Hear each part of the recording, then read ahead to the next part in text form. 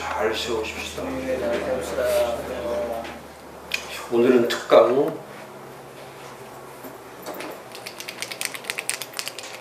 네 번째 시간. 지난주도 제가 말씀드렸지만은 지금은 시대적 교회에 대한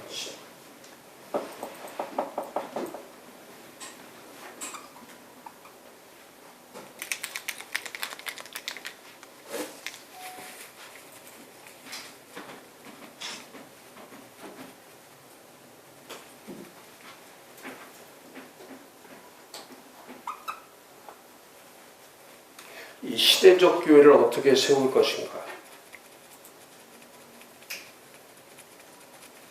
그래서 영적으로 지금은 사무엘 시대와 같다. 똑같죠. 지금은 사무엘 시대의 영성을 가지셔야 돼요. 사무엘 시대의 영성. 이 사무엘 시대 때는 하나님에 대한 그 종교가 타락되고 또 지도자들이 타락되고 또 이 우상으로 타락되어 있는,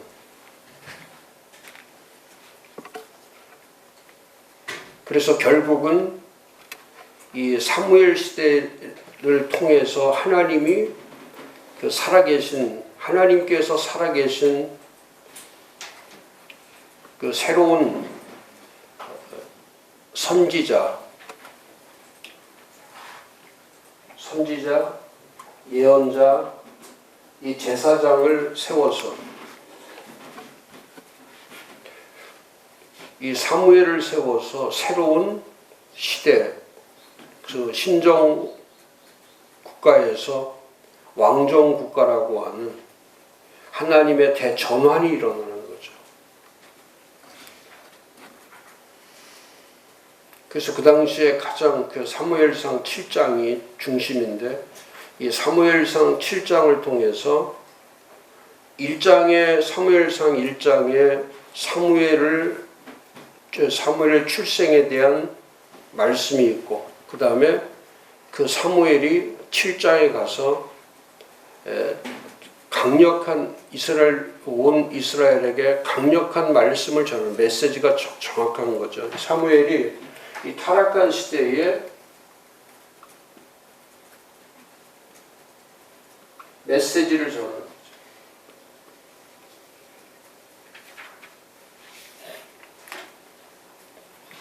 그래서 이 메시지는 새로운 새 시대를 맞이하는 이스라엘이 이제 더 이상 이스라엘이 힘이 없을 때, 더 이상 이스라엘이 이스라엘로서 국가로서 그 생존력을 상실했을 때, 그 이스라엘을 회복시키기 위해서 사무엘이 전한 메시지, 그 설교가 가장 강력한 설교죠. 우리가 내년에 플랫폼 처치 내년에 주제 성구이기도 하지만은 이 말씀이 그대로 전해졌을 때,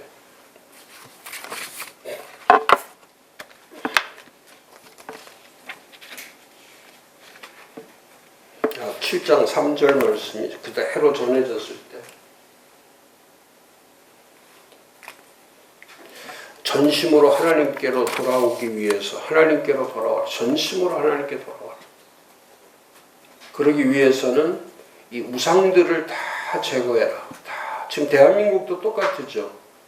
이 하나님에 대한 이 종교들이 타락되고 또 지도자들이 타락돼 있고, 그 다음에 그 당시에 그 가나안의 토종 신들이 그 가나안 땅을 지배하고 있었던 것처럼 대한민국도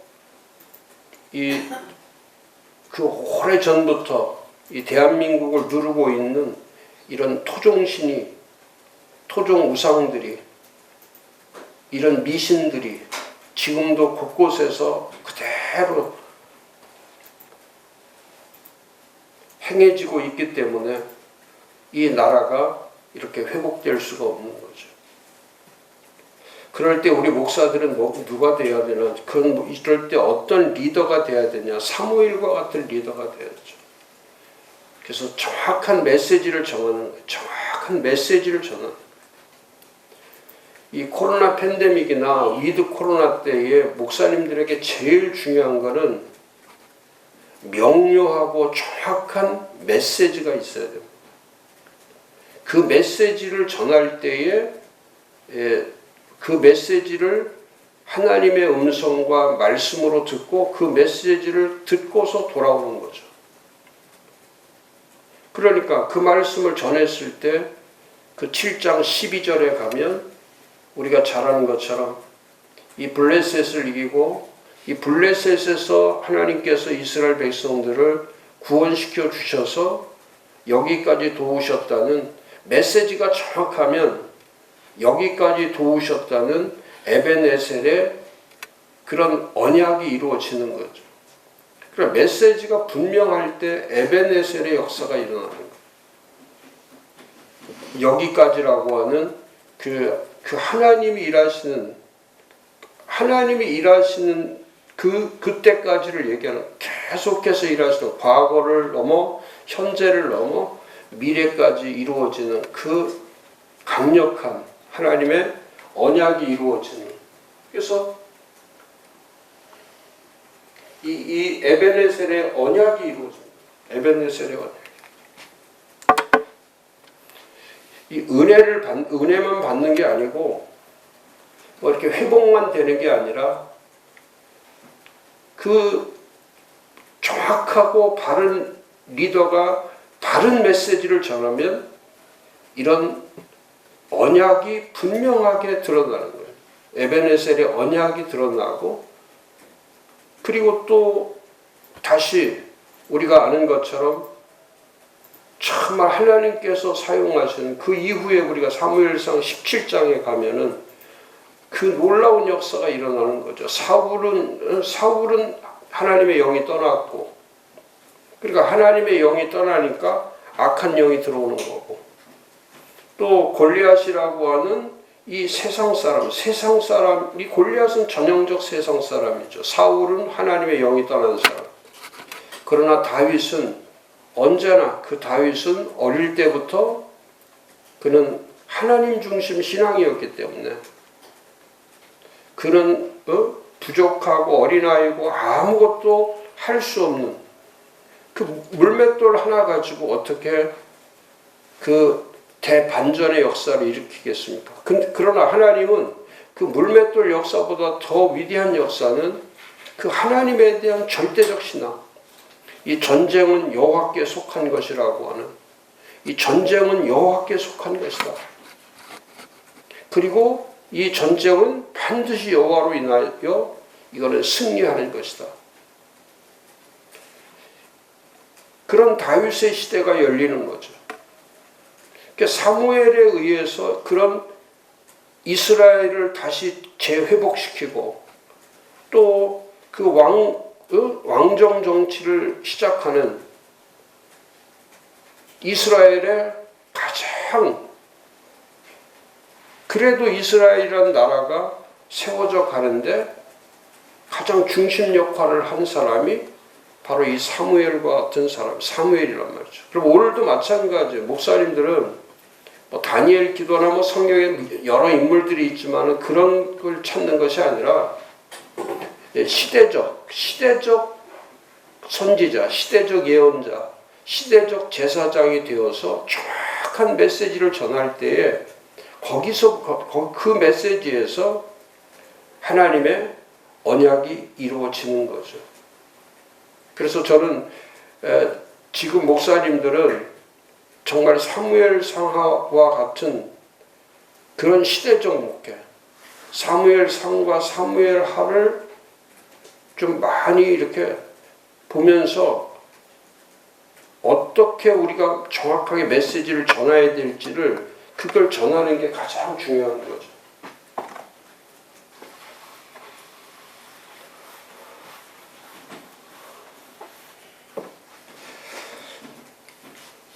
그리고 오늘은 두 번째로 제가 사무엘과 같이 또 우리가 회복해야 될 것이 뭐냐면 메시지만 회복하는 것이 아니고 말씀만 회복하는 것이 아니라 예배를 회복하는 거죠. 이 예배. 그래서 예배 회복을 위해서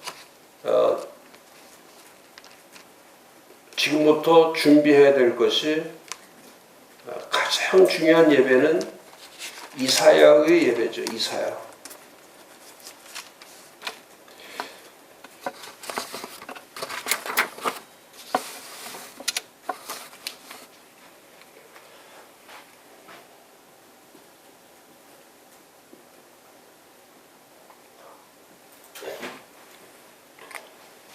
이사야의 예배를 어떻게 회복할 것인가? 플랫폼 처치는 예배의 목적은 세 가지죠. 첫 번째는 예배는 늘 강력한 하나님을 경외하게 만드는 거죠. 하나님을 경외하는. 예배란 행위를 얘기하는 것이 아니라 하나님을 항상 경외하고 하나님을 높여드리는 일을 하는 거죠. 하나님을 높이는 거예요. 예배는 하나님을 높이는 거. 그러니까 사람이 중심이 되는 게 아니고 예배의 자체는 하나님을 경외하는 거죠. 근데 지금처럼 우리가 예배를 부실하게 드리고 또 뭐 비대면으로 하고 또 지금처럼 10%, 20%, 30%, 40% 이제 이런 식으로 계속하면 하나님에 대한 경외심이 사라져 버리는 거죠. 그래서 예배가 수단이 되고 예배가 방법이 되는 거죠. 그러면 이 수단과 방법으로 가면은 그 예배의 본질 자체가 타락하는 거죠. 예배 본질이 없어지는 거예요. 그러니까 점점 예배를 드리지 않으면 하나님의 경외심이 없어지기 때문에 하나님을 두려워하는 마음도 없고 하나님을 섬기려고 하는 것도 없고 그게 다 이제 인간 중심으로 흘러가는 거죠. 또 예배를 드리면 자연적으로 예수 중심, 그리스도 중심이 되는 거죠. 예배 속에서 그리스도 중심의 이 하나님 경외의 삶을 살게 되고 예수님 중심의 삶을 사는 예배를 드리다 보면 그 중심에 그 주님이 계신 거예요.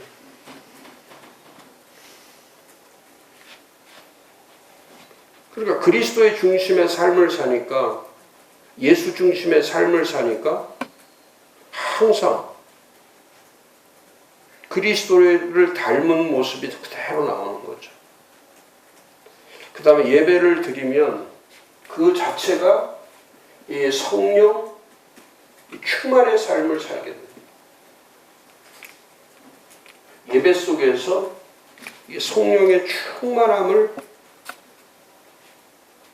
그러니까 예배를 드리면 드릴수록 하나님에 대한 경외심이 높아지고 또 그리스도 중심, 예수 중심의 삶이 깊어지고 또 이 성령 충만의 삶으로 그 넘치는 이 삼위일체 하나님, 예배는 삼위일체 하나님을 삶으로 살아내는 거거든요. 하나님, 예수님, 이 성령님이 예배 속에서 이 세 분이 일하시는 걸 통해서 바뀌는 거예요. 예배 속에서 사람이 바뀌는 거죠. 그래서 지금보다 훨씬 더 심오하고 또 훨씬 더 그 놀랍고 더 거룩한 그 임재를 경험하기 위해서 그래서 특히 이사야서 6장은 이사야가 그동안 예배를 드렸지만은 그 예배 속에서 이사야도 예배의 삶을 살았지만은 그 예배 속에서 하나님을 강력하게 하나님이 누구신지, 하나님이 예배 속에서 무엇을 하시는 분인지에 대해서 그는 고백할 수 있는 기회가 없었죠. 근데 이사야 6장에 가서 이사야를 하나님께서 선지자로 부르실 때, 그 예배 속에서 선지자로 부르실 때, 그러니까 예배 속에서 이 그분의 강력한 부르심을 경험할 수 있는 거죠. 예배는 하나님의 강력한 이 하나님을 경외하고 그리스도가 중심이 되고 성령이 충만하게 되면 예배 속에서는 그 하나님의 메시지가 정확하게 전해지는 거예요. 하나님의 예배 속에서 하나님의 음성이 들리는 거예요. 하나님의 말씀이 들리는 거죠. 그래서 오늘은 그 이사야 예배에 나타난 그 예배의 5법칙, 5가지의 법칙.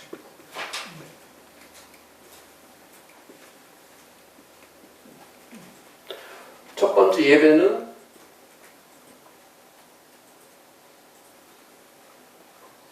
하나님의 영광이죠. 하나님의 영광.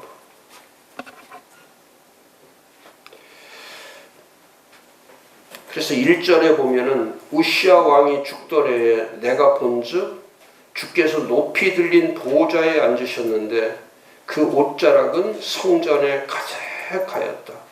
성전에 가득하였다. 이것도 똑같아요.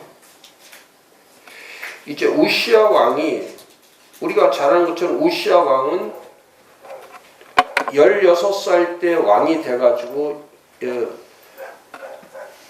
남유다 이 남북을 통틀어서 왕으로서 가장 오랫동안 왕인 52년간을 다스린 그야말로 이 왕 중에 이스라엘의 왕 중에 가장 탁월한 왕이었죠. 그런데 결말에 가서는 이 우시야가 예배가 타락됨으로 인해서 잘못된 거죠. 완전히 그 예배에 대해서 우리가 잘 알아야 될 게 그거예요. 사무엘이 등장하면서 그 엘리 제사장의 그 자식들이 그 예배를 방해하고 하나님을 경외하는 것으로부터 멀어졌을 때 하나님께서 그 엘리의 아들들을 죽이면서 그때가 가장 이스라엘의 암흑기 걸려요. 예배가 부패해지고 예배가 타락하고 그 예배의 중심이 사라졌을 때, 하나님에 대한 경외심이 사라졌을 때, 바로 그게 우시야 왕 때죠. 그러니까 우시야가 죽을 때가 됐으니까 그 우시야가 죽으면서 그 예배가 타락되고 그 예배가 잘못되고 부패되어 있을 때, 그때 하나님께서 그때 다시 또 쓰시는 게 그때 선지자를 사용하시는 거예요. 그러니까 지금 똑같은 시대죠. 이렇게 예배가 세속화되고 예배가 인본주의화되고 예배가 타락되어 있을 때, 이럴 때 진정한